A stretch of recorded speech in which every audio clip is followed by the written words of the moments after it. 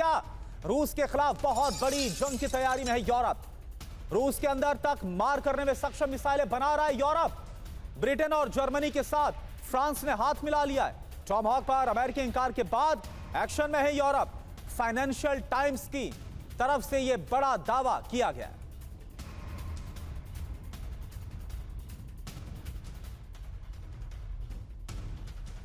तो रूस के खिलाफ यूरोप की अब बड़ी तैयारी। रूस के अंदर तक मार करने में सक्षम मिसाइलें यूरोप बना रहा है।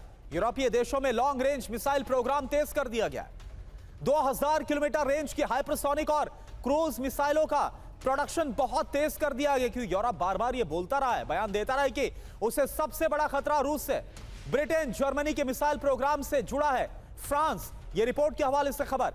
अमेरिका से टॉमहॉक मिसाइलों की तैनाती से इंकार करने के बाद अब जो यूरोप है वो खुद अपनी सुरक्षा के लिए तैयारी कर रहा है। अमेरिका पर निर्भरता कम करना चाहता है यूरोप, क्योंकि डोनाल्ड ट्रंप ने यही बोला था कि अब वो बहुत ज्यादा सुरक्षा नहीं दे सकते बाकी नेटो कंट्रीज को। फाइनेंशियल टाइम्स के हवाले से यह दावा किया गया। और एक और बड़ी खबर, रूस के खिलाफ यूक्रेन की पोजीशन मजबूत हुई है। यूक्रेन के राष्ट्रपति ज़ेलेंस्की बड़ा दावा कर रहे हैं। 4 महीने में करीब 600 किलोमीटर का इलाका छुड़ा लिया है। ज़ेलेंस्की की तरफ से कहा गया है लगातार बढ़ रहा है रूस के सैनिकों की मौत का आंकड़ा। ज़ेलेंस्की की तरफ से यह बयान, क्या यह बयान दीपक वोरा सर, क्या वाकई में आपको इस बयान में सच्चाई नजर आ रही है, या फिर यह बयान इसलिए दिया गया है क्योंकि अमेरिका तो हाथ खींच रहा है, लेकिन एक उम्मीद, एक आस जो यूरोप के बाकी नेटो कंट्रीज है कि अगर वो ऐसा बयान देंगे तो हो सकता है और मदद मिले। ये आपने बिल्कुल सही कहा है, ये झूठ बोलने का आदी है ये आदमी। सर्कस का जोकर है, इस पे बिल्कुल विश्वास मत करिए। जनरल अनुज माथुर आपको बताएंगे किसी भी जंग में सबसे पहले मौत होती है सच्चाई की। ये गलत चीजें कह रहा है। और फिर यूरोप, हम मिसाइलें बनाएंगे सर 10 दिन में, अनुज माथुर साहब 10 दिन में या 15 दिन में मिसाइल नहीं बनती। यूरोप ने अभी तक तो हथियार कुछ नहीं बनाए थे। फ्रांस को भूल जाइए, कुछ हद तक जर्मनी और ब्रिटेन, फ्रांस तो बनाता रहा है, बाकी सब नपुंसक हैं टोटली। बहुत समय लगेगा।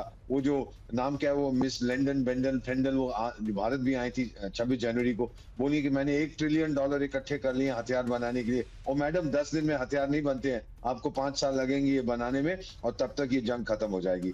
तो ये जो है ये मार खा रहा है ये आदमी।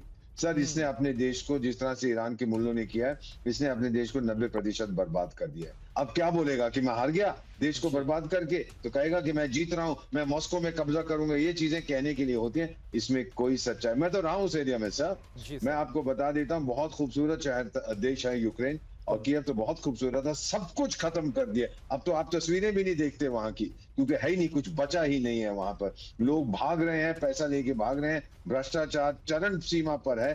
People don't want to stay there. इतना ही कहना चाहता हूं, इसकी बात पर बिल्कुल ठीक है। यानी कि यूक्रेन की पोजीशन से ज्यादा खुद की पोजीशन को मजबूत करने की और बचाने की कोशिश आपको इस बयान में दीपक वोरा सर नजर आ रही है। अगली खबर का रुख कर रहे हैं। यूक्रेन पर और ज्यादा विनाशक हमला करेगा रूस, ये खबर है। रूस के राष्ट्रपति पुतिन के ऐलान से यूक्रेन में खौफ पसर गया है। लुहांस्क में यूक्रेनी हमलों से रूस भड़क गया है।